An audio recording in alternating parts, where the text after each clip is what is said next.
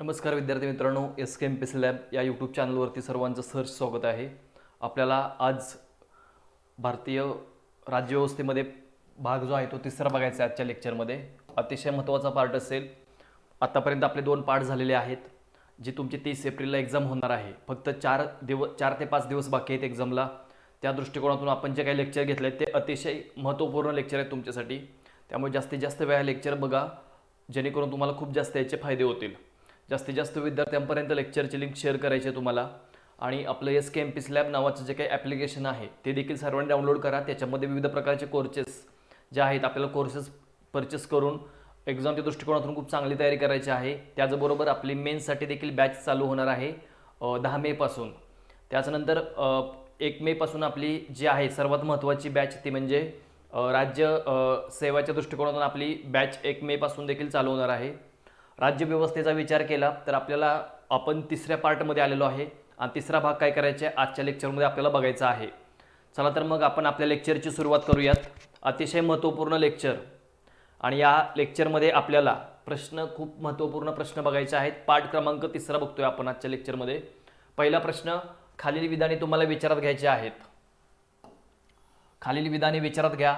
देशाचे 25वे मुख्य निवडणूक आयुक्त म्हणून राजीव कुमार यांची जी आहे ती नेमणूक करण्यात आलेली आहे आणि त्यांना द्रौपदी मुर्मू यांनी काय केलेले त्यांची नेमणूक केलेली आहे. आणि मुख्य निवडणूक आयुक्तांचा पदावधी घटनेमध्ये नमूद नाही. तुम्हाला असत्य विधाने ओळखायची आहेत. चुकीची विधाने म्हणजेच चुकीची विधाने ओळखायची असतात. प्रश्न अतिशय महत्त्वाचा आहे, कारण इकॉनॉमिक्स आणि पॉलिटीचा विचार केला तर याच्यामध्ये तुम्हाला चालू घडामोडी खूप चांगल्या असाव्या लागतात. आर्थिक व राजकीय घडामोडी तुमच्या खूप चांगल्या असाव्या लागतात. त्या दृष्टिकोनातूनच हा प्रश्न आपण या ठिकाणी सेट केला आहे अतिसंभाव्य प्रश्न सिरीजमध्ये. मुख्य निवडणूक आयुक्त याचा विचार केला. भारतीय घटनेचा भाग आहे 15वा आणि कलम क्रमांक 324 ते 329 पर्यंत भारतीय निवडणूक आयोगाच्या शिफारसी याच्यामध्ये सांगण्यात आलेले आहेत. आणि मुख्य निवडणूक आयुक्त आता सध्या हे आहेत, हे विधान अगदी बरोबर आहे. तुम्हाला काय करायचे आहे, असत्य विधाने ओळखायची आहेत. आता असत्य विधान म्हणजे हे तर बरोबर आहे, त्यामुळे ऑप्शन कट होतो. हा चुकीची विधाने ओळखायची आहेत. आता सेकंड जे स्टेटमेंट आहे ते चुकीचं आहे, लक्षात ठेवायचं आहे तुम्हाला. द्रौपदी मुर्मू यांनी नाही तर त्यांची जी लक्षात ठेवायचं नेमणूक जी आहे ती ह्यांनी केलेली आहे. जे आत्ताचे यांच्या आधी जे राष्ट्रपती होते त्यांनी काय केली, त्यांची नेमणूक केलेली आहे. आणि मुख्य निवडणूक आयुक्त यांचा पदावधी घटनेमध्ये नाही, हे देखील विधान काय आहे, बरोबर आहे. त्यामुळे या प्रश्नाचा विचार केला तर ऑप्शन क्रमांक 2 फक्त ब विधान या ठिकाणी काय आहे, याचं चुकीचं आहे. हे तुम्हाला काय करायचे ते लक्षात ठेवायचं आहे. तुम्ही लवकरात लवकर प्रश्नांची उत्तरे सांगायची आहेत. ज्या विद्यार्थ्यांनी आन्सर दिलेलं नाही, तुमचं आन्सर काय स्वतःचं ते पण सांगायचे लवकरात लवकर.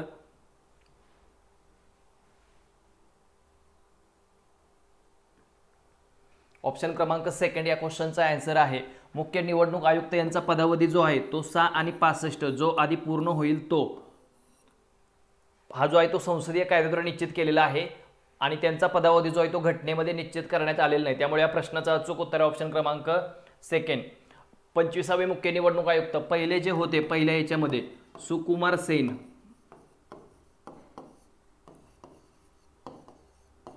हे पहिले मुख्य निवडणूक आयुक्त होते.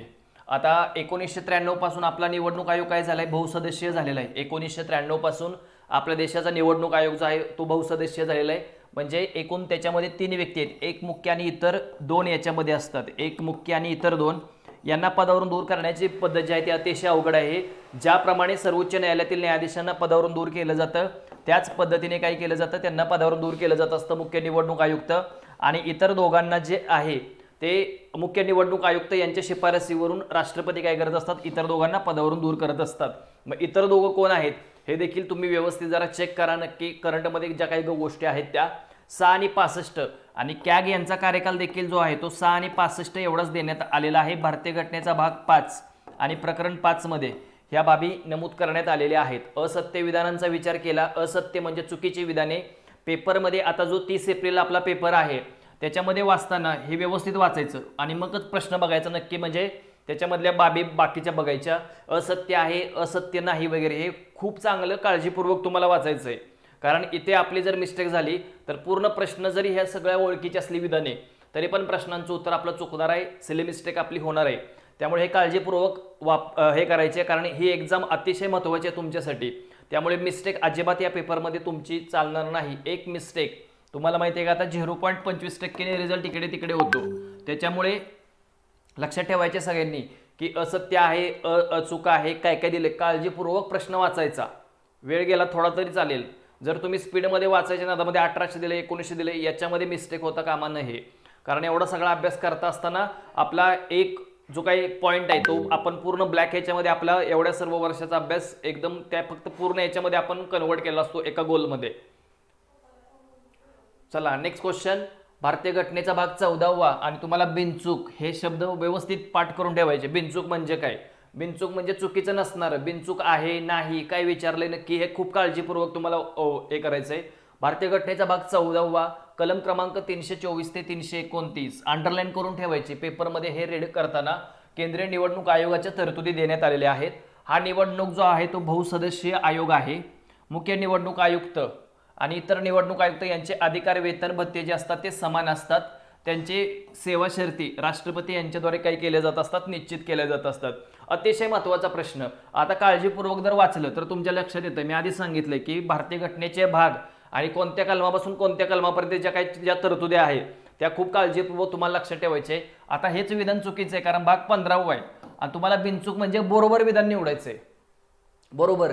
आता ब क ड वाचत बसू नका कारण तेवढा वेळ आपल्याकडे पेपरमध्ये नाही. तुम्हाला ऑप्शन इलिमिनेट करायचे. तुम्हाला पर्याय जे आहे ते कट करून टाकायचे त्याच्यामध्ये. इथे लक्षात येते की तुमच्या इकडं अविधान इकडे दिलेलं आहे, अविधान इकडे दिलेलं आहे आणि वरीलपैकी सर्वांमध्ये देखील अविधान आहे. याच्यातून तुमचे 10 ते 15 सेकंद आहेत बचत झालेत. 10 ते 15 सेकंद बचत होतात. याचा अर्थ तुम्हाला आन्सर याचं मिळून जातंय. ब क आणि ड बिनचूक म्हणजे बरोबर विधाने ब क आणि ड. ऑप्शन क्रमांक थर्ड हे या प्रश्नाचं उत्तर आहे. पर्याय क्रमांक 3 ब क आणि ड. आता हा जो आयोग आहे तो बहुसदस्य आहे. भारतीय घटनेचा भाग 15वा हे लक्षात ठेवायचं आहे. आता भारतीय घटनेचा भाग 14वा जो आहे तो SPSC state public service commission आणि UPSC यांचा उल्लेख याच्यामध्ये आहे. तो देखील टॉपिक आपण खूप व्यवस्थितरित्या घेतलेला होता एकदा, तो बघा.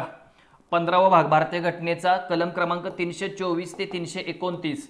आता इथं फक्त या लाईनमध्ये हे चुकीचं आहे, बाकी हे बरोबर आहे 324 ते 329.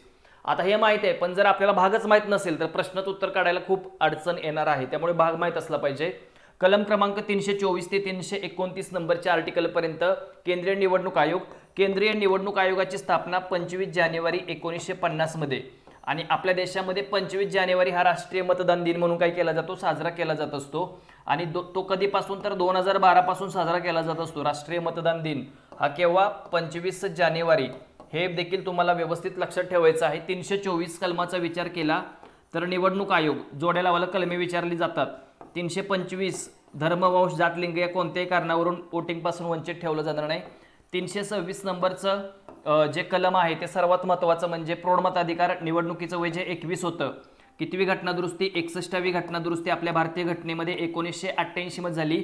याची अंमलबजावणी 1989 मध्ये झालेली होती याची अंमलबजावणी. आणि याच्यामध्ये 21 वरून 18 वर्ष केलेलं आहे म्हणजे प्रौढ मताधिकार. आणि कलम क्रमांक डायरेक्ट 329 तुम्हाला व्यवस्थित लक्षात ठेवायचं आहे. कलम क्रमांक 329चा विचार केला तर यामध्ये काय सांगण्यात आलेलं आहे की निवडणूक आयोगामध्ये कोणत्याही प्रकारे या ठिकाणी हस्तक्षेप करू शकत नाही. न्यायालय वगैरे ज्या काही बाबी देण्यात आल्या त्या महत्त्वाच्या म्हणजे. मग इथे निवडणूक आयोग मुख्य आणि इतर, कारण आपल्या देशाचं ज्या वेळेला 1950 निवडणूक आयोगाची स्थापना झाली त्यावेळी तो एक सदस्य होते. 1989 मध्ये ज्या वेळेला मतदारांचं वय 21 वरून 18 वर्ष करण्यात आलं त्यावेळेला तो जो काही हे होता तो किती वर्ष करण्यात आलेला आहे तर या ठिकाणी तो 21 वरून 18 वर्ष करण्यात आला. कामाचा बोजा वाढला त्यामुळे आयोग बहुसदस्यीय केला. पुन्हा 1990ला कॅन्सल केलं बहुसदस्य, एक सदस्यच. आणि 1993 पासून आजपर्यंत आज तागायत आपला केंद्रीय निवडणूक आयोग जो आहे तो बहुसदस्य आहे. एक मुख्य आणि इतर. याच्यामध्ये किती आहेत तर 2 आहेत. हे तुम्हाला काय करायचे ते लक्षात ठेवायचं आहे. अतिशय महत्त्वपूर्ण प्रश्न. या प्रश्नाचा विचार केला तर बऱ्याच गोष्टी इथे तुमच्या क्लिअर होत आहेत. सेवा शर्ती राष्ट्रपती ठरवतात. बहुसदस्य आयोग आहे. यांचे अधिकार, वेतन, भत्ते सेम असतात. मुख्य निवडणूक आयुक्त ASOच्या याच्यामध्ये हाय अशी लाईन होती लक्षात ठेवायचं. असिस्टंट सेक्शन ऑफिसर मेन्सला ही लाईन हाय अशी आयोगाने विचारलेली होती. मग याच्यामध्ये अजून काय बघायचे की राष्ट्रपती, त्याचबरोबर उपराष्ट्रपती, त्यानंतर संसदेच्या म्हणजे लोकसभा राज्यसभेच्या आणि विधिमंडळ यांच्या निवडणुका घेण्याची जबाबदारी आपल्या केंद्रीय निवडणूक आयोगाची असते. भारतीय घटनेतील कलम 243 के अंतर्गत राज्य निवडणूक आयोग देखील असतो. आपल्या देशामध्ये, आपल्या महाराष्ट्रामध्ये 1994 मध्ये केंद्रीय राज्य निवडणूक आयोगाची स्थापना झाली. स्थानिक स्वराज्य संस्था आणि नागरी संस्था यांच्या निवडणुका घेण्याची जबाबदारी जी असते ती कोणाची जबाबदारी असते? राज्य निवडणूक आयोगाची असते. चौधरी राजवाडे, नंदलाल, नीला सत्यनारायण, जयस सारिया आणि रिसेंटली आता UPS मदान हे मुख्य निवडणूक आयुक्त आहेत महाराष्ट्र राज्याचे 1994 मध्ये. आणि कोविडचा विचार केला तर पहिल्या महिला ज्या होत्या नीला सत्यनारायण, ज्या पहिल्या महिला आपल्या राज्य निवडणूक आयोगामध्ये ज्या अध्यक्ष होत्या, त्यांचं कोविडमुळे निधन झाले. आणि देशातल्या पहिल्या IAS ऑफिसर की ज्यांचं कोविडमध्ये काय झालं होतं? निधन झालेलं होतं. अतिशय महत्त्वपूर्ण प्रश्न, वारंवार हे रिवाईज करायचे तुम्हाला. याच्यामध्ये सेवा शर्ती राष्ट्रपती यांच्या मार्फत आणि 6 आणि 65 यांचा कार्यकाल जो आधी पूर्ण होईल तो, आणि या पदावरून रिटायर झाल्यानंतर ते कोणत्या प्रकारचे भारत सरकार किंवा राज्य सरकारच्या अंडर जे काही पद येतं ते लाभाचे पद ते धारण करू शकतात. पण कॅग यांचा विचार केला तर त्यांना लाभाचे पद धारण करण्याचे अधिकार या ठिकाणी देण्यात आलेले नाहीत. कलम क्रमांक 148 ते 151 पर्यंत कॅग यांच्या तरतुदी आपल्या देशाच्या घटनेमध्ये आहेत. भारतीय घटनेचा भाग 5 आणि प्रकरण 5च आहे. त्या संदर्भात प्रकरण 5 भाग 5 आणि प्रकरण 4 मध्ये 124 ते 147 पर्यंत सर्वोच्च न्यायालयाच्या तरतुदी देण्यात आलेल्या आहेत. नेक्स्ट प्रश्न राष्ट्रपती यांच्या संदर्भात आहे आणि तुम्हाला अचूक विधाने, खूप तुमच्या तयारीसाठी असे शब्द टाकलेत: बिनचूक, अचूक, असत्य. म्हणजे एवढ्या चांगला अपडेटेड लेक्चर जे आहेत तुमच्यासाठी घेऊन आलेलो आहे. वारंवार लेक्चर बघा, तुम्हाला फायदे होतील. राष्ट्रपती देशाचे नामधारी प्रमुख असतात. त्यांना संसदेचे सर्व हक्क व विशेष अधिकार यांना प्राप्त असतात. ते मंत्रिमंडळाच्या सल्ल्याने कार्य करत असतात. त्यांना शक्तीचा नमुना घटनेमध्ये काय करण्यात आलेला आहे? नमूद करण्यात आलेला आहे. आणि तुम्हाला बिनचूक विधाने ओळखायची आहेत. याच्यामध्ये विचार केला तर नामधारी प्रमुख आहेत हे विधान शुअर 100% त्यांचं काय आहे? बरोबर आहे. ओके, हे जे विधान आहे देशाचे नामधारी प्रमुख असतात, पण आपल्या देशाचे खरे वास्तव प्रमुख जे असतात ते पंतप्रधान असतात.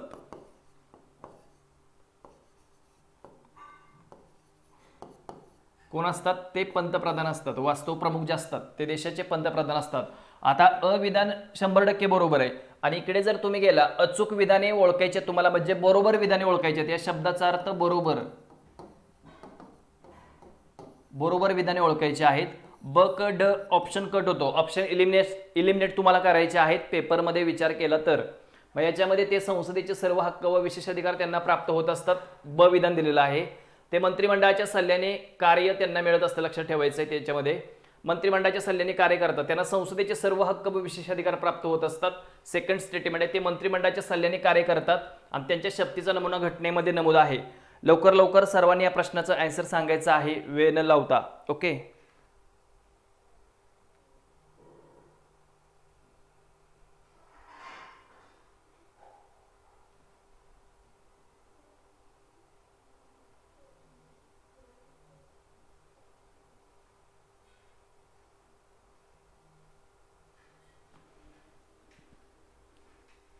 तर या प्रश्नाचं अचूक उत्तर आहे पर्याय क्रमांक 4. सर्वच्या सर्व विधाने बरोबर आहेत. राष्ट्रपती भारतीय घटनेतील कलम 52. आता राष्ट्रपती टॉपिकचा विचार केला तर अतिशय महत्त्वाचा टॉपिक आहे. राष्ट्रपती जे असतात ते नामधारी प्रमुख असतात आणि वास्तव कार्यकारी सत्ता जी असते ती काय असते या ठिकाणी? तर यांच्याकडे असते, पंतप्रधान यांच्याकडे असते. याच्यामध्ये त्यांना संसदेचे सर्व हक्क विशेष अधिकार प्राप्त होतात. ते मंत्रिमंडळाच्या सल्ल्याने काम करतात. या संदर्भात आपल्या भारतीय घटनेमधली 42वी आणि 44वी घटनादुरुस्ती तुम्हाला माहीत असली पाहिजे.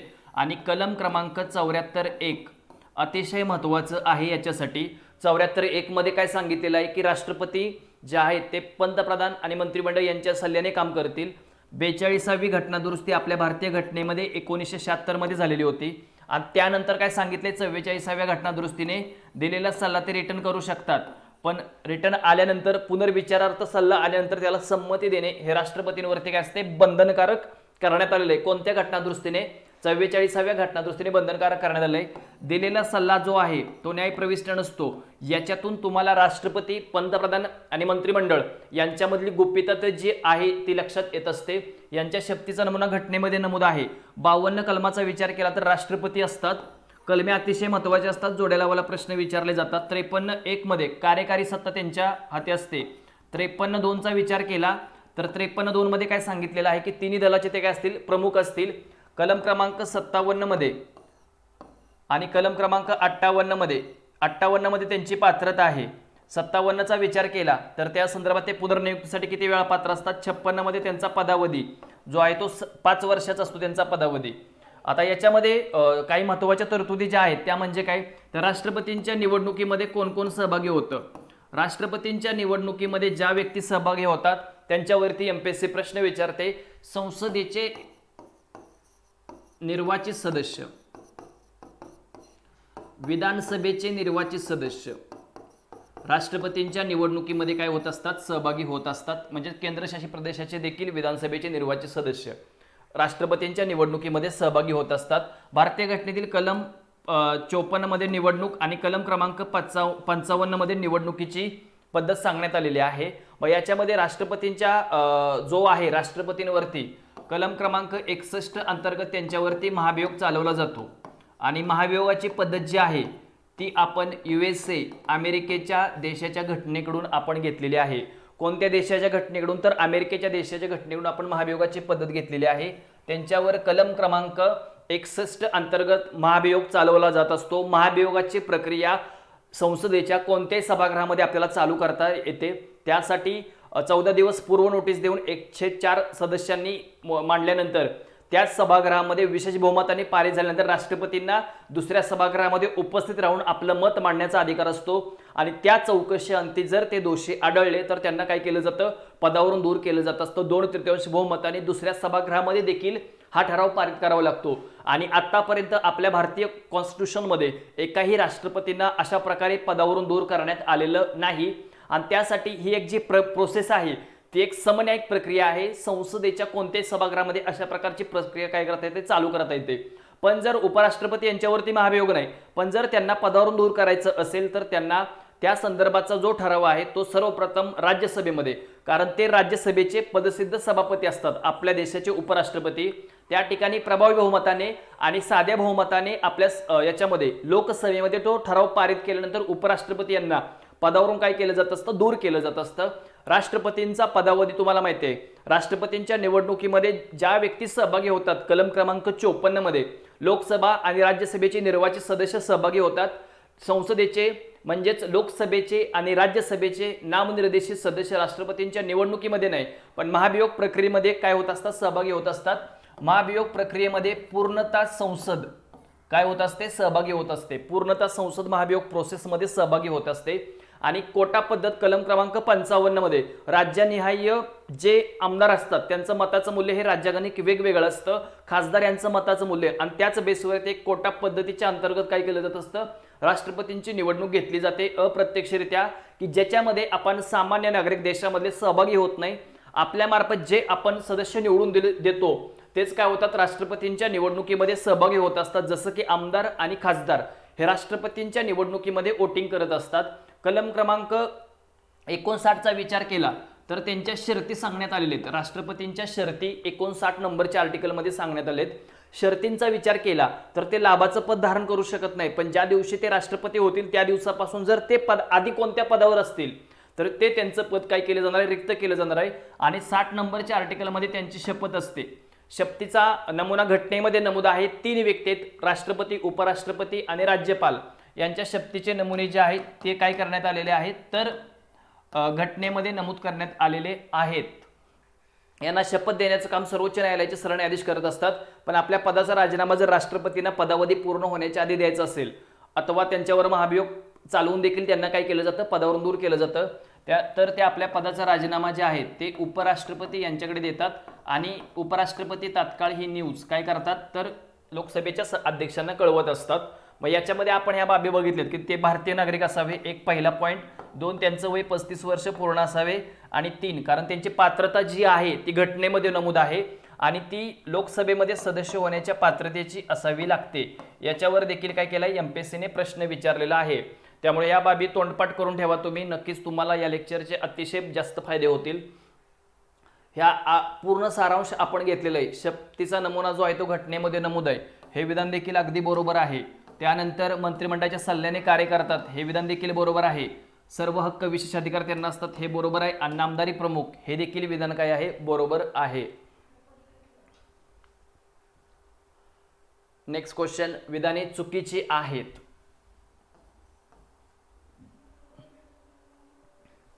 चुकीची विधाने तुम्हाला ओळखायची आहेत. चुकीची विधाने राज्यपालांचा पदावधी घटनेमध्ये नमूद आहे. त्यांना राज्य विधिमंडळाचे सर्व विशेष अधिकार प्राप्त असतात. राष्ट्रपती आणि राज्यपालांचे स्वविवेकाधिकार हे व्यापक आहेत. याच्यामध्ये चुकीचं विधान तुम्हाला ओळखायचं आहे. राज्य विधिमंडळाचे सर्व विशेष अधिकार त्यांना प्राप्त असतात. राज्यपालांचे स्वविवेकाधिकार व्यापक आहेत. आता राज्यपालांचा विचार केला तर राज्यपालांची नेमणूक आपल्या देशाचे राष्ट्रपती करत असतात. कोण करतात? राष्ट्रपती करतात. आणि हे पद जे आहे ते राष्ट्रपतींच्या मर्जीतले पद आहे, त्यामुळे त्यांना विशेष अधिकार प्राप्त असतात. हे विधान चुकीचं होतं.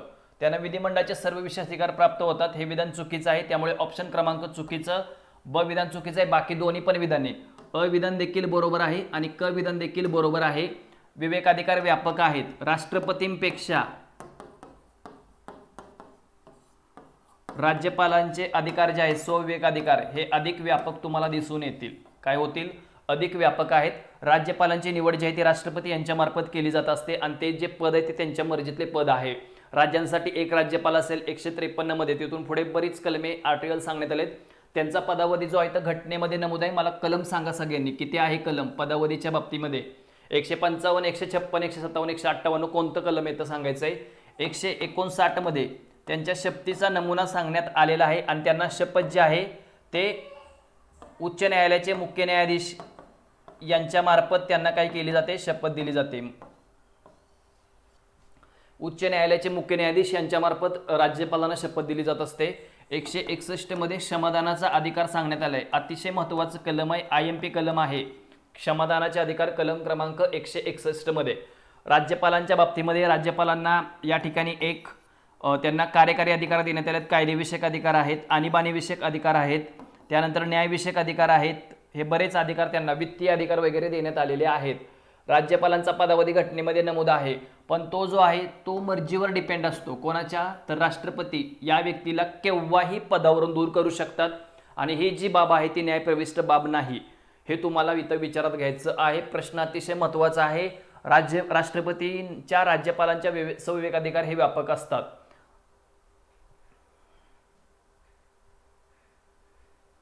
राज्य विधिमंडळाप्रमाणे राज्य विधिमंडळाचे सर्व विशेष अधिकार प्राप्त होतात. हे स्टेटमेंट जे आहे ते चुकीचं आहे. ब विधान जे आहे ते या ठिकाणी काय आहे? चुकीचं आहे.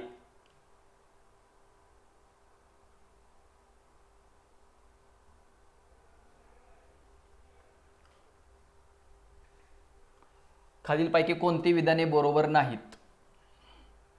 एक राज्यपाल 2 किंवा 2 पेक्षा अधिक राज्यांचा राज्यपाल असू शकतात. ओके, हे पहिलं दिलंय. एक राज्यपाल जो आहे तो 2 किंवा 2 पेक्षा अधिक राज्यांचा राज्यपाल म्हणून काम करू शकतो. राज्यपाल संसद किंवा विधिमंडळाच्या कोणत्याही सभागृहाचा सदस्य नसतात. राज्यपालांना पदावरून दूर करण्यासाठीची पद्धत घटनेमध्ये नमूद नाही आणि राज्यातील विद्यापीठाच्या कुलपतींची नियुक्ती राज्यपाल करतात. इकडे जर विचार केला तर इकडे लक्षात ठेवायचे तुम्हाला 7वी घटना दुरुस्ती कायदा 1956 अंतर्गत एक राज्यपाल 2 किंवा 2 पेक्षा अधिक राज्यांचा राज्यपाल म्हणून काम करू शकतो. एक राज्यपाल 2 किंवा 2 पेक्षा अधिक राज्यांचा राज्यपाल म्हणून काम करू शकतो. तसंच एक उच्च न्यायालय 2 किंवा 2 पेक्षा अधिक राज्यांचं उच्च न्यायालय म्हणून काम करू शकतं. 7वी घटना दुरुस्ती कायदा 1956 मध्ये आपल्या देशाच्या कॉन्स्टिट्यूशनमध्ये झालेला कायदा आहे. राज्यपाल संसद किंवा राज्य विधिमंडळाचे सभागृहाचे सदस्य नसतात. येस, अगदी बरोबर आहे. आणि जर असतील आणि ज्या दिवशी त्यांचे राज्यपाल या पदावर नियुक्त होईल त्या दिवसापासून ती त्यांची पदे रिक्त मानली जातील. म्हणजेच राज्यपाल कलम क्रमांक 158 अंतर्गत कोणतेही लाभाचे पद धारण करू शकत नाहीत. ते त्यांच्या शर्ती आहेत. 157 मध्ये त्यांचं जे आहे ते पात्रता सांगण्यात आली. ते व्यक्ती भारतीय नागरिक असावी, त्या व्यक्तीचं वय 35 वर्ष पूर्ण असावं. एवढ्याच पात्रतेच्या बाबी घटनेमध्ये काय केल्यात? नमूद करण्यात आलेले आहेत. लोकसभा किंवा राज्यसभेमध्ये सदस्य होण्याच्या पात्रतेची अशी काही पात्रता जी आहे ती राष्ट्रपती उपराष्ट्रपती यांच्या बाबतीमध्ये आहे. राज्यपाल यांच्या बाबतीमध्ये अशा प्रकारची पात्रता नमूद करण्यात आलेली नाही. राज्यपालांना पदावरून दूर करण्याची पद्धत जी आहे ती घटनेमध्ये नमूद नाही. हे विधान बरोबर आहे, कारण इकडे जर विचार केला तर हे जे पद आहे हे राष्ट्रपती यांच्या मर्जीतले पद आहे. राष्ट्रपती या व्यक्तीला केव्हाही पदावरून काय करू शकतात? दूर करू शकतात. कुलपतींची नियुक्ती राज्यपाल करतात. हे विधान चुकीचं आहे, कारण स्वतः कुलपती. प्रश्नाचं चुकीचं, बरोबर नाही विधान. हे ड विधान, ऑप्शन क्रमांक 4. कुलपतींचे स्वतः कुलपती असतात राज्यपाल जे आहेत आणि कुलगुरूंची ते नेमणूक करतात. कुलगुरूंची नेमणूक करण्याचा अधिकार हा राज्यपालांना असतो. अतिशय महत्त्वपूर्ण प्रश्न आहे. 2 किंवा 2 पेक्षा अधिक राज्यांचे राज्यपाल म्हणून काम करताना त्यांचे भत्ते जे आहेत ते राष्ट्रपती यांच्यामार्फत काय केले जात असतात, ठरवले जातात, वेतन भत्ते वगैरे. राज्यपाल संसद विधिमंडळाच्या कोणत्याही सभागृहाचे सदस्य नसतात. अगदी बरोबर आहे. एकाच वेळेला 2 जागेवरती तुम्हाला काम करता येऊ शकत नाही. सगळ्यांच्या बाबतीमध्येच ह्या गोष्टी आहेत की राष्ट्रपतींच्या बाबतीमध्ये पण हे विधान लागू होतं की सभागृहाचे ते सदस्य नसतात. पदावरून दूर करण्याची पद्धत घटनेमध्ये नमूद नाही. यांच्यावरती काही महाभियोग वगैरे अशा काही कोणत्याही गोष्टी चालवून त्यांना काही पदावरून दूर वगैरे केलं जात नाही. कुलपतींची नियुक्ती राज्यपाल करतात असं इथं सांगितलेलं आहे. कुलपतींची नियुक्ती जी आहे ते राज्यपाल करतात. स्वतः राज्यपाल कुलपती असतात आणि कुलगुरूंची नेमणूक राज्यपाल करत असतात. त्यामुळे या प्रश्नाचं अचूक उत्तर आहे ऑप्शन क्रमांक 4 ड विधान, चुकीचं विधान. नेक्स्ट क्वेश्चन, योग्य विधाने तुम्हाला ओळखायची आहेत.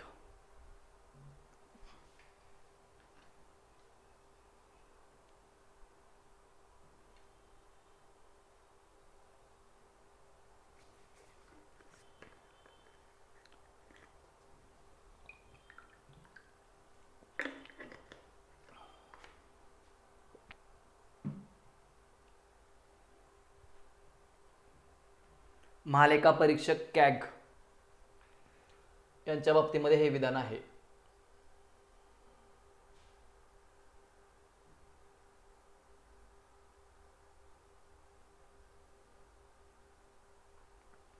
कॅग यांच्या बाबतीमध्ये हे विधान आहे की 5 वर्षासाठी पदावर कार्यरत राहतात. अविधान दिलेलं आहे 5 वर्षाच्या पदासाठी. त्यांना पदावरून दूर करण्याची पद्धत घटनेमध्ये नमूद नाही. त्यांना सर्वोच्च न्यायालयाच्या न्यायाधीशाप्रमाणे वेतन आणि भत्ते दिले जातात. इकडे जर विचार केला तर खूप वेळा पहिल्या स्टार्टपासून आपलं झाले 6 आणि 65.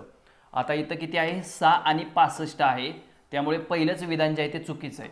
आता सेकंड बघू नका, थर्ड पण बघू नका. इकडे बघा, इकडे अ दिलेला आहे, इथे पण अ आहे आणि इकडे वरीलपैकी सर्वांमध्ये पण अ आहे. तुम्हाला योग्य विधाने ओळखायचे आहेत. म्हणजे खूप कमी वेळेमध्ये तुम्हाला प्रश्नाचं उत्तर मिळालंय. ब आणि क ऑप्शन क्रमांक सेकंड हे या प्रश्नाचं अचूक उत्तर आहे की महालेखा परीक्षक यांचा जो आहे तो 6 आणि 65 जे आधी पूर्ण होईल ते. ओके, 6 आणि 65 यांची नेमणूक जी आहे ती राष्ट्रपती यांच्यामार्फत केली जाते. कोणामार्फत केली जाते? राष्ट्रपती यांच्यामार्फत केली जाते. हे जे पद आहे ते राष्ट्रपतींच्या मर्जीतले पद आहे. मर्जीतले पद नाही राष्ट्रपतींच्या. ज्याप्रमाणे सर्वोच्च न्यायालयातील न्यायाधीशांना पदावरून दूर केलं जातं त्याच पद्धतीने कॅग यांना पदावरून दूर केलं जातं. भारतीय घटनेतील कलम 148 ते 151 पर्यंत कॅग या पदाच्या तरतुदी सांगण्यात आलेत. मग याच्यामध्ये एक लक्षात ठेवायचं आहे, भारतीय घटनेचा भाग 5 प्रकरण 5 मध्ये ह्या तरतुदी नमूद करण्यात आलेल्या आहेत. राज्यपाल कॅग यांच्या बाबतीमध्ये कॅगचा कायदा 1971 मध्ये झालेला होता आणि 1976 पासून त्यांच्याकडून लेखा तपासणीची कामे जी आहेत ती काढून घेण्यात आली. तपासणीची कामे जी होती त्यांच्याकडून काय करण्यात आल्यात, काढून घेण्यात आल्यात आणि लेखा परीक्षण जे आहे तेच काम फक्त त्यांच्याकडे काय केलेलं आहे, या ठिकाणी ठेवण्यात आलेलं आहे. आता यांना पदावरून दूर करण्याची पद्धत जी आहे ती घटनेमध्ये नमूद नाही. पदावरून दूर करण्याची पद्धत घटनेमध्ये नमूद करण्यात आलेली नाही. त्यांना ज्याप्रमाणे सर्वोच्च न्यायालयातील न्यायाधीशांना पदावरून दूर केलं जातं त्याच पद्धतीने त्यांना पदावरून दूर केलं जात असतं. भारतीय घटनेतील कलम 148 मध्ये कॅग कलम क्रमांक 149 मध्ये काय सांगण्यात आले, त्यांचे अधिकार व कर्तव्य. 150 मध्ये लेखे तयार करणे सांगण्यात आलेलं आहे. 151(1) मध्ये जे लेखे तयार केलेत ते राष्ट्रपतींना आणि राष्ट्रपती संसदेसमोर मांडत असतात. त्यानंतर 151(2) ते जे लेखे तयार केलेले आहेत ते राज्यपाल विधिमंडळासमोर.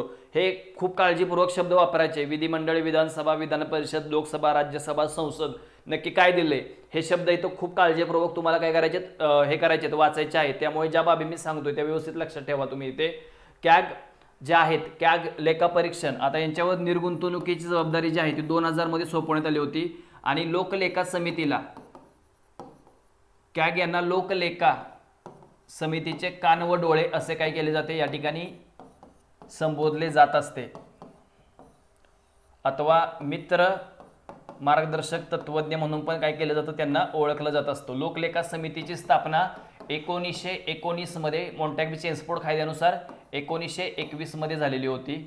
याच्यामध्ये टोटल 22 सदस्य असतात. यातले 15 सदस्य लोकसभा आणि 7 सदस्य जे असतात ते राज्यसभेचे याच्यामध्ये असतात. कॅगच्या बाबतीमध्ये लक्षात ठेवायचे, यांची पात्रता जी आहे ती घटनेमध्ये नमूद नाही. पदावरून दूर करण्याची पद्धत जी आहे ती घटनेमध्ये नमूद नाही. ज्या बाबी घटनेमध्ये असतात, ज्या बाबी घटनेमध्ये नसतात त्याच्यावरती तुम्हाला व्यवस्थित गोष्टी माहीत असल्या पाहिजेत. ते 6 आणि 65 संसदीय कायद्याद्वारे हा त्यांचा कार्यकाल जो आहे, मुख्य निवडणूक आयुक्तांचा देखील कार्यकाल हा निश्चित केला आहे 6 आणि 65. त्यांना पदावर दूर करण्याची पद्धत घटनेमध्ये आहे, यांना पदावर दूर करण्याची पद्धत जी आहे ती घटनेमध्ये नमूद करण्यात आलेली नाही.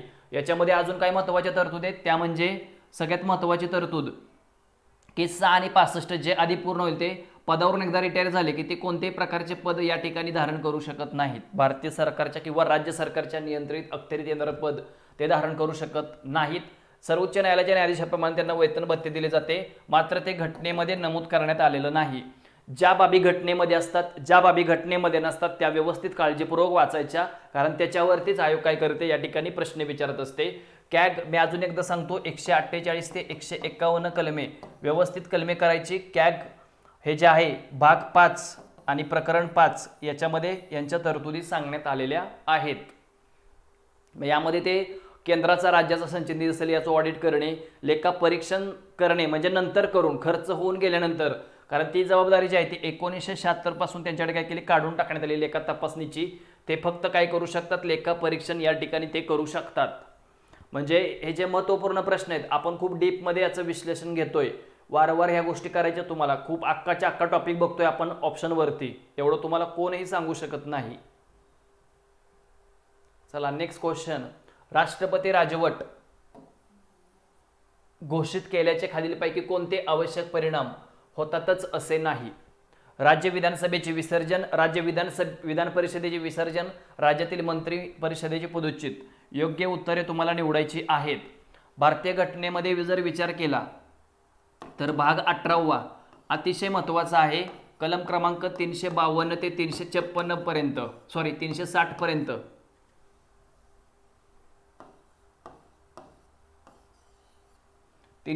पर्यंत अतिशय महत्त्वाचा भाग. याच्यामध्ये कलम क्रमांक 352 राष्ट्रीय आणीबाणी, कलम क्रमांक 356 राष्ट्रपती राजवट आणि कलम क्रमांक 360 आर्थिक आणीबाणी. इकडे जर विचार केला 352 कलमाचा, तर संसदेची एका महिन्याच्यात परमिशन, कार्यकाल 6 महिन्याने असा किती वर्ष वाढवला जात असतो. आतापर्यंत आपल्या देशामध्ये एकूण किती वेळा, 3 वेळा लागू करण्यात आली होती. 3 वर्ष कोणकोणती, तर 1962 मध्ये, त्यानंतर 1971 मध्ये आणि 1975 मध्ये राष्ट्रीय आणीबाणी आपल्या देशामध्ये लागू करण्यात आली आहे. आता राज्य विधानसभेचे विसर्जन होते असंच नाही, आणि राज्य विधान परिषदेचे आणि पर्याय क्रमांक 3 हे या प्रश्नाचं अचूक उत्तर आहे. ऑप्शन क्रमांक 3 विधानसभेचे विसर्जन होते असेच नाही. आतापर्यंत ओव्हरऑल पूर्ण भारतामध्ये 132 वेळा कलम क्रमांक 356 लागू करण्यात आलेला आहे. 132 वेळा. महाराष्ट्रामध्ये एकूण 3 वेळा, 1980 साल असेल, त्यानंतर 2014 साल असेल आणि रिसेंटलीच 2019 मध्ये पाटीचा जो शपथविधी झाला होता त्या संदर्भात लक्षात ठेवायचे. 2019 मध्ये आपल्या देशामध्ये राष्ट्रपती राजवट आपल्या देशामध्ये लागू करण्यात आली होती. 1980, 2014, 2019 अशी एकूण किती वेळा, 3 वेळा लागू करण्यात आलेली होती. मग या प्रश्नाचं अचूक उत्तर मी सांगितलंय आणि हे या प्रश्नाचं अचूक उत्तर आहे. राष्ट्रपती राजवटीचा विचार केला तर संसदेची 2 महिन्याच्यात परमिशनची आवश्यकता असते. याच्यामध्ये जर समजा लोकसभेचे विसर्जन झाले तर निवडणुकीनंतर तोपर्यंत राज्यसभेला विशेष अधिकार असा आहे की राज्यसभेने तो ठराव पारित करणे आवश्यक असते साध्या बहुमताने. कारण इथं जे 352 मध्ये लागतं ते विशेष बहुमत लागतं, इकडे जे लागतं ते साधं बहुमत लागतं आणि इकडे पण साध्या बहुमताचीच आवश्यकता असते. राष्ट्रीय आणीबाणीचा कार्यकाल एका वर्षाने किती वर्ष वाढवता येतो. याच्यामध्ये विधानसभा आणि लोकसभेचं विसर्जन केलं जात नाही, कारण त्याचाही कार्यकाल एका वर्षाने किती वर्ष वाढवला जातो. कलम क्रमांक 352 अंतर्गत हे तुम्हाला विचारात घ्यायचंय. कलम क्रमांक 356 132 वेळा ओव्हरऑल पूर्ण देशामध्ये. सर्वप्रथम 1951 मध्ये पंजाब या राज्यामध्ये आणि मणिपूरमध्ये सर्वाधिक 10 वेळा आणि यूपी मध्ये 9 वेळा, महाराष्ट्रामध्ये 3 वेळा राष्ट्रपती राजवट लागू करण्यात आली होती.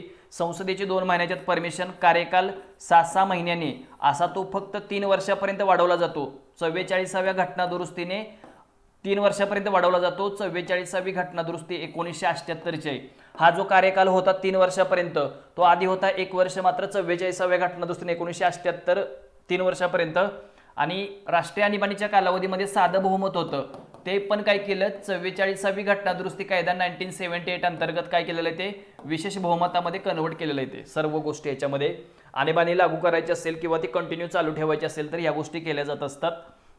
आणि 360 आतापर्यंत एकदाही आपल्या देशामध्ये लागू करण्यात आलेलं नाही कलम. 360 जे कलम आहे ते आजपर्यंत आपल्या देशामध्ये केव्हाही लागू करण्यात आलेलं नव्हतं. योग्य उत्तरांचा विचार केला, अ आणि ब होतच असं नाही, अ आणि ब. लोकसभेचे विसर्जन, विधान परिषदेचे विसर्जन. आता ज्या वेळेला आणीबाणी आपल्या देशामध्ये जाहीर केली जाते, मग या संदर्भात तुम्हाला 250 आर्टिकल माहीत असलं पाहिजे, खूप महत्त्वाचं आहे. कारण 250 अंतर्गत लक्षात ठेवायचे, राष्ट्रीय आणीबाणीच्या कालावधीमध्ये राज्य सूचीतील कोणत्याही विषयावरती केंद्र सरकार काय करू शकते, कायदा करू शकते. आणि या कायद्याची अंमलबजावणी 1 वर्षापर्यंत लागू राहते. एका वर्षाने ती कंटिन्यू किती वर्ष वाढवली जाते. पण आणीबाणी संपुष्टात आल्यानंतर 6 महिन्याच्या आत तो कायदा होतो. राज्य सूचीतील ज्या विषयावर कायदा केलेला आहे तो कायदा काय होतो, या ठिकाणी संपुष्टात येत असतो. पण जर विनाकारण एखाद्या राज्यामध्ये राजकीय याच्या पोटी जर राष्ट्रपती राजवट लागू केली तर या संदर्भात बोंबई खटला 1994 अतिशय महत्त्वाचा आहे. 1994चा जो खटला आहे बोंबई खटला, हा देखील याच्यासाठी काय आहे, खूप महत्त्वपूर्ण आहे. या प्रश्नाचं अचूक उत्तर आहे अ आणि ब. पर्याय क्रमांक 3 हे या प्रश्नाचं अचूक आन्सर आहे. पुढे बरोबर विधाने ओळखायचे तुम्हाला. चला पटापट आन्सर द्यायचे सर्वांनी.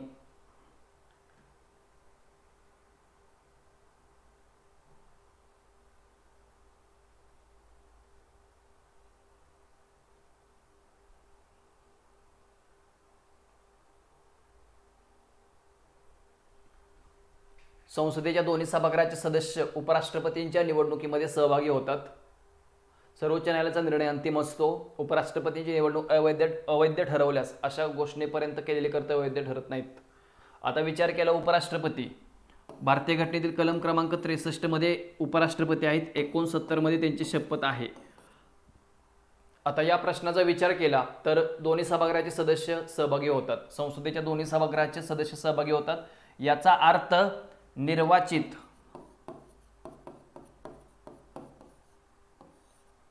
प्लस नामनिर्देशित दोन्हीच्या दोन्ही सदस्य राष्ट्रपतींच्या निवडणुकीमध्ये सहभागी होतात. त्यामुळे पहिलं स्टेटमेंट अगदी बरोबर आहे. ओके. लोकसभेचे सदस्य सहभागी होतात, राज्यसभेचे पण सदस्य सहभागी होतात, निर्वाचित प्लस नामनिर्देशित सदस्य सहभागी होतात. उपराष्ट्रपतींच्या निवडणुकीमध्ये उद्भवणाऱ्या ज्या काही गोष्टी असतात त्या सर्वोच्च न्यायालयाच्या अखत्यारीत अवैध ठरत नाही. ही तिन्हीच्या तिन्ही पण विधाने बरोबर आहेत, वरीलपैकी सर्व. पर्याय क्रमांक 4 हे या प्रश्नाचं अचूक उत्तर आहे.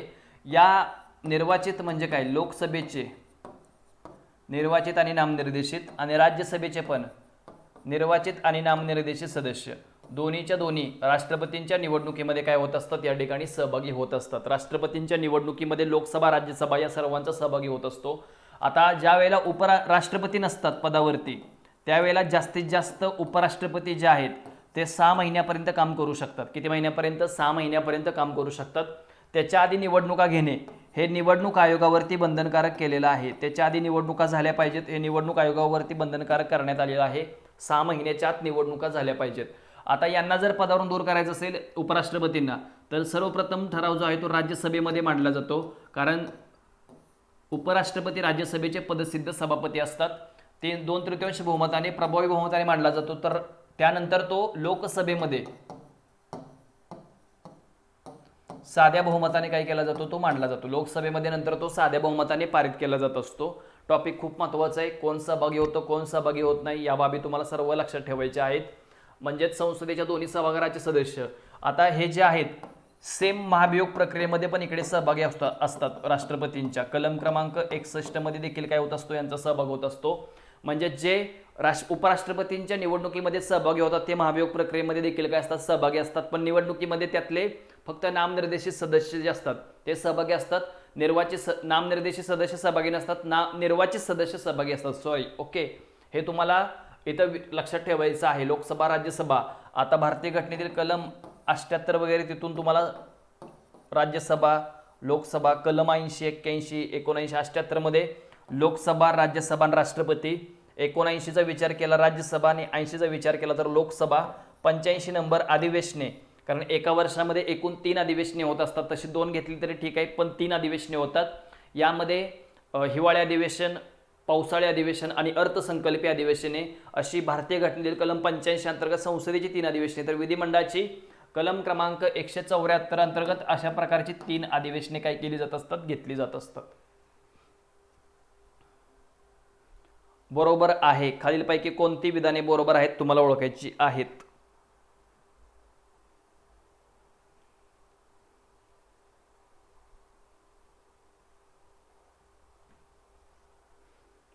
भारतीय संसद राज्याच्या सीमांमध्ये साध्या बहुमताने बदल करू शकते. राज्यांच्या सीमांमध्ये बदल करण्यासाठी विधिमंडळाच्या संमतीची आवश्यकता असते. हे विधेयक संसद मांडण्यापूर्वी राष्ट्रपतींच्या पूर्वसंमती या ठिकाणी घ्यावी लागत असते. तुम्हाला बरोबर विधाने ओळखायची आहेत. आता भारतीय घटनेतील भाग जो आहे तो पहिला भाग तुम्हाला लक्षात ठेवायचा आहे. कलम क्रमांक 1 ते 4 संघ राज्य व त्याची राज्यक्षेत्रे अतिशय महत्त्वाचं आहे आणि लिहून ठेवा. एक कलम क्रमांक 3 आहे ना, पाठच करून ठेवायचं काही झालं तरी. कारण जर एखाद्या नावामध्ये, राज्याच्या नावामध्ये, सीमामध्ये फेरफार करायचा असेल तर त्यासाठी पूर्वसंमती राष्ट्रपतींची पण एक लक्षात ठेवायचे तुम्हाला. याच्यामध्ये सगळ्यात महत्त्वाची तरतूद म्हणजे या प्रश्नाचं उत्तर आहे ऑप्शन क्रमांक 3, विधिमंडळाच्या संमतीची आवश्यकता असते. हे विधान चुकीचं आहे. विधिमंडळाच्या संमतीची आवश्यकता नसते, पण या प्रकारचे विधेयक राष्ट्रपती किंवा संसद विधिमंडळाकडे पाठवतात आणि विधिमंडळाकडून रिटर्न आल्यानंतर त्यांनी ज्या काही शिफारसी केल्या त्या स्वीकारणे राष्ट्रपती अथवा संसदेवरती बंधनकारक नसते. आणि पुन्हा नव्याने जर त्या विधेयकामध्ये काही दुरुस्ती केली तर पुन्हा पाठवावंच असं काही या ठिकाणी संसदेवरती अथवा राष्ट्रपती यांच्यावरती कॉन्स्टिट्यूशनने आपल्या बंधनकारक करण्यात आलेलं नाही. त्यामुळे कलम क्रमांक 3 जे आहे ना ते व्यवस्थित लक्षात ठेवायचं, अतिशय महत्त्वाचं आहे. कोणकोणत्या राज्यांची निर्मिती केव्हा झाली, मग या संदर्भात राज्य पुनर्रचना आयोग असेल, GVP समिती असेल, ह्या सर्व त्यानंतर दार वगैरे ह्या ज्या समित्या आयोग जे आहेत ना ते पाठ करून ठेवा. याच्यावरती प्रश्न विचारले जातात. किंवा कालानुक्रमे राज्यांची स्थापना 2000 मध्ये कोणतं राज्य असेल, 1972 मणिपूर, मेघालय, त्रिपुरा असेल, त्यानंतर 36व्या घटनादुरुस्तीने 1975 सिक्कीम राज्य असेल, त्यानंतर 86-87 दरम्यान गोवा असेल, त्यानंतर मिझोराम वगैरे हे जे काही राज्य आहेत त्यांचा अभ्यास करा. अरुणाचल प्रदेश 2000 मध्ये उत्तराखंड, झारखंड असेल, छत्तीसगड या 3 राज्यांची निर्मिती 2000 मध्ये करण्यात आली होती. GVP समिती असेल, राज्य पुनर्रचना 1953 आयोग असेल, 1955 मध्ये त्यांनी आपला अहवाल मांडलेला होता. मग ते 52 दिवसाच्या उपोषणानंतर कुणाचं निधन वगैरे झालं होतं. ह्या सगळ्या बाबी क्लिअर लक्षात ठेवायचं. एक भाषा एक राज्य या तत्वाचा स्वीकार अस्वीकार कोणी केलेला आहे, ह्या सगळ्या घडामोडी क्लिअर असल्या पाहिजे. तुमच्या आयोगाच्या दृष्टिकोनातून आपला अभ्यास खूप बेस्ट असला पाहिजे. अलग लक्षात. भारतीय राज्यघटनेच्या सरनाम्याबाबत खालीलपैकी विधाने विचारात घ्या आणि बरोबर विधाने निवडायची आहेत. बरोबर विधाने तुम्हाला निवडायची आहेत. या ठिकाणी सरनामा हा राज्यघटनेचा अविभाज्य भाग आहे. सरनाम्यातील तरतुदी न्यायालयाद्वारे अंमलात आणता येतात. सरनामा हा विधिमंडळाच्या अधिकाराचा स्रोत म्हणून कार्य करू शकतो. आता सरनामा अधिकाराचा स्रोत नाही, विधिमंडळाच्या आणि न्यायालयाद्वारे अंमलात येतात. हे ब आणि क विधान चुकीचं आहे. अलग लक्षात. हे ब विधान चुकीचं आहे, क विधान चुकीचं आहे. ऑप्शन क्रमांक 1, कारण तुम्हाला बरोबर विधाने ओळखायची आहेत. आता सरनाम्याचा विचार केला तर 13 डिसेंबर 1946 मध्ये पंडित जवाहरलाल नेहरू यांनी संविधान सभेमध्ये सरनामा मांडला आणि याची अंमलबजावणी 22 जानेवारी 1947 मध्ये झालेली होती. मग याच्यामध्ये शब्दांचे सिक्वेन्स क्लिअर असले पाहिजेत तुमचे. सार्वभौम समाजवादी धर्मनिरपेक्ष लोकशाही गणराज्य. मग यामध्ये 42वी घटना दुरुस्ती आपल्या देशामध्ये 1976 मध्ये झाली, त्याला मिनी कॉन्स्टिट्यूशन असं म्हटलं जातं. या अंतर्गत समाजवादी, त्यानंतर धर्मनिरपेक्ष आणि एकात्मता किंवा अखंडता हे शब्द ॲड केले 42व्या घटना दुरुस्ती अंतर्गत. त्यानंतर 1960चा खटला होता बेरोबार युनियन केस खटला, सरनामा घटनेचा भाग नाही असं म्हटलेलं होतं. 1973चा केशवानंद भारती केस खटला घटनेचा भाग आहे असं म्हटलेलं होतं. आणि यांनीच प्रश्न उपस्थित केला होता, घटना दुरुस्ती अंतर्गत बदल करता येऊ शकतो का, तर येऊ शकतो, मात्र त्याच्या बेसिक स्ट्रक्चरमध्ये तुम्हाला बदल करता येऊ शकत नाही. आणि एकदा बदल झाला 42व्या घटना दुरुस्तीने, पण त्यासाठी प्रश्न कुणी उपस्थित केला होता, केशवानंद भारती केस खटला यांच्यामध्ये झाला होता.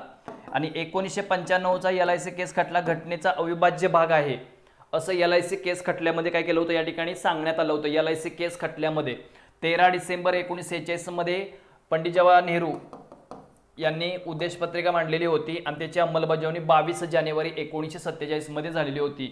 सरनामा हा राज्यघटनेचा अविभाज्य अंग आहे. सर्वप्रथम सरनामा म्हणजेच प्रॅम्बल, प्रस्ताविका असेल, अमेरिकेच्या घटनेमध्ये होती. मग याच्यामध्ये सार्वभौमत्व असेल किंवा समता तत्व असेल,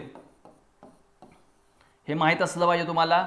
याच्यामध्ये 39 नंबरचं कलम, स्त्री आणि पुरुषांना समान कामासाठी समान वेतन, धर्म, वंश, भाषा, लिंग या कारणावरून भेदभाव केला जाणार नाही वगैरे ह्या बाबी असतील. आणि 325 मध्ये पण मतदानाच्या संदर्भात बाबी नमूद करण्यात आलेल्या आहेत. धर्मनिरपेक्ष वगैरे ह्या शब्दाचे अर्थ माहीत असले पाहिजेत, कारण धार्मिक विषयी कलम क्रमांक 25 ते 28 पर्यंत धार्मिक स्वातंत्र्याचे अधिकार नमूद करण्यात आलेले आहेत. कोणत्याही धर्माचा आचार प्रचार प्रकटीकरण करण्याचे पूर्ण स्वातंत्र्य, कर देण्याचे स्वातंत्र्य असेल, व्यवस्थापन पाहण्याचे स्वातंत्र्य असेल, हे कलम क्रमांक 25 ते 28 मध्ये काय केलेलं आहे, नमूद करण्यात आलेले आहेत. हे तुम्हाला व्यवस्थित या ठिकाणी या लेक्चरमध्ये लक्षात ठेवायचं आहे. विश्लेषण खूप व्यवस्थित प्रकारे सगळ्या गोष्टी घेतल्यात तुमच्या. आता अभ्यास कसा करायचा हे बघा, व्यवस्थित एकदम सगळ्या गोष्टी झाल्या पाहिजेत. सरनामा सार्वभौम, न्याय स्वातंत्र्य समता, न्याय स्वातंत्र्य समता आणि बंधुता, विचार अभिव्यक्ती विश्वासश्रद्धा उपासना, सार्वभौम समाजवादी धर्मनिरपेक्ष लोकशाही आणि गणराज्य. शब्दांचे सिक्वेन्स क्लिअर असले पाहिजेत. या संदर्भाचे 3 खटले क्लिअर असले पाहिजेत. डेट क्लिअर असल्या पाहिजेत. 13 जानेवारी, 22 जानेवारी काय असेल, 13 डिसेंबर, 22 जानेवारी वगैरे ह्या डेट क्लिअर असल्या पाहिजेत. शब्दांचे अर्थ, सार्वभौम समाजवादी धर्मनिरपेक्ष लोकशाही, प्रत्यक्ष अप्रत्यक्ष लोकशाही आपल्या देशामध्ये आहे. गणराज्य, राष्ट्रपती प्रत्यक्ष अप्रत्यक्षरित्या कशा प्रकारे निवडले जातात, कारण आपल्या देशाची संविधान सभा सार्वभौम नाही. जरी आपण संविधान सभा सार्वभौम आहे, जरी आपण संसदीय जे आहे शासन प्रणाली ब्रिटन या देशाकडून घेतली असली तर ब्रिटनची संसद ही सार्वभौम आहे, पण आपल्या देशाची संसद सार्वभौम नाही. त्यांना त्यांच्या मर्जीने घटना तयार करण्याचे अधिकार आहे, आपल्यात तसं नाही. कारण आपल्यामध्ये न्यायिक सर्वोच्चता आणि न्यायिक पुनर्वलोकन या संदर्भाचे जे कंपेअर आहेत ते केशवानंद भारती केस खटला 1973 याच्यामध्ये ह्या बाबी सांगण्यात आलेल्या होत्या. त्यामुळे तुम्हाला या बाबी लक्षात ठेवायच्या आहेत. त्याचबरोबर याच्यामध्ये अजून काय बघितलेलं होतं आपण, तर सरनाम्याच्या बाबतीमध्ये जो काही सरनामा आहे तो अमेरिकेच्या घटनेमध्ये सर्वप्रथम होता, बाकी कुठल्याही देशाच्या घटनेमध्ये ह्या बाबी नव्हत्या. चुकीचं विधान तुम्हाला ओळखायचं आहे. पंचायत राज या संदर्भाचा प्रश्न आहे. ग्रामसेवक ग्रामपंचायतीचे सचिव असतात, हे सगळ्यांनाच माहिती आहे. बरोबर विधान आहे. ग्रामसेवकाची निवड जिल्हा निवड मंडळामार्फत केली जाते, अगदी बरोबर आहे. तिसरं विधान, त्यांचं वेतन ग्रामनिधीतून दिलं जातं, हे विधान चुकीचं आहे. त्यामुळे या प्रश्नाचं अचूक उत्तर आहे पर्याय क्रमांक 3. ग्रामसेवक बालविवाह प्रतिबंधक अधिकारी म्हणून कार्य करतात गावामध्ये, हे पण विधान बरोबर आहे. यांचं ग्रामनिधीतून नाही, जिल्हा निधीमधून यांचं वेतन दिलं जातं.